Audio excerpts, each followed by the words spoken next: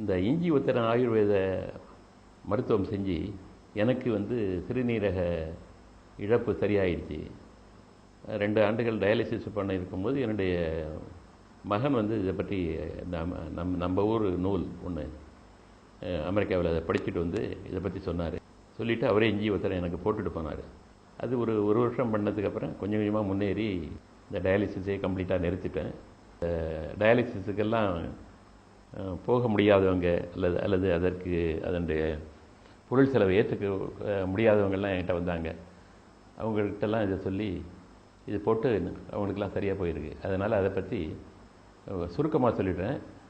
இந்த இஞ்சி உத்தரங்கிறது ஒரு 100-125 கிராம் இஞ்சியை எடுத்து அது நல்லா கழுவிட்டு அது தூளாக நறுக்கி இந்த மிக்சியில் போட்டு ஒரு சுற்று சுற்றிக்கணும். ஒரு சுற்று சுற்றினா தேங்காய் திருவன மாதிரி அந்த பதத்துக்கு வந்துடும். அதை எடுத்து ஒரு கர்ச்சீஃபில் கட்டி வச்சிங்க. அதுக்கப்புறம் ஒரு 2-3 லிட்டர் சுத்தமான தண்ணீரை கொதிக்க வைங்க.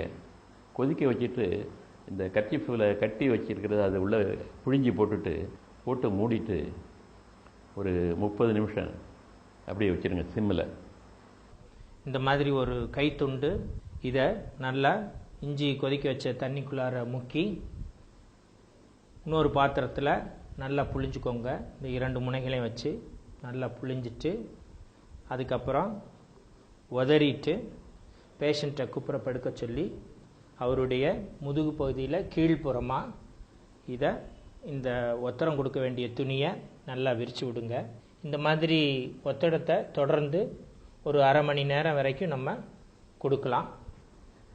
அரை மணி நேரம் கழித்து இந்த துண்டை எடுத்துட்டு ஒரு துணி வச்சு தொடச்சி நல்லெண்ணெய் வச்சு நல்லா ஒத்தடம் கொடுத்த இடங்களில் நல்லா தடவி விட்டுடணும். தடவி விட்டுட்டு ஒரு 1 or 2 மினிட்ஸ் பேஷண்ட் அதே மாதிரி குப்புறப்படுத்த பொசிஷன்லேயே இருக்கலாம். அதுக்கப்புறம் திரும்பி படுத்து ஒரு 2-3 மினிட்ஸ் ரெஸ்ட் எடுத்துட்டு அதுக்கப்புறம் அவங்கள படுக்க விட்டு எழுந்திருக்க சொல்லணும். ஆனால் இது மட்டும் செஞ்சால் போகாது. இது செய்யும்போது நாங்கள் சில உணவு கட்டுப்பாடெல்லாம் சொல்லியிருக்கோம். நீங்கள் அரை உப்பு சேர்த்துக்கணும். அப்புறம் தினமும் கொஞ்சம் ஓமம் சேர்த்துக்கணும். சாப்பாட்டுக்கு அப்புறம் 3 தடவை மஞ்சள் பொடி அரை டீஸ்பூன் சாப்பிடணும். சில காயெல்லாம் நாங்கள் தவிர்க்க சொல்லியிருக்கோம். வாழைப்பழம், முட்டைக்கோஸ், முட்டையோட மஞ்சள் கரு, முக்கியமாக நீங்கள் தவிர்க்க வேண்டியது தக்காளி.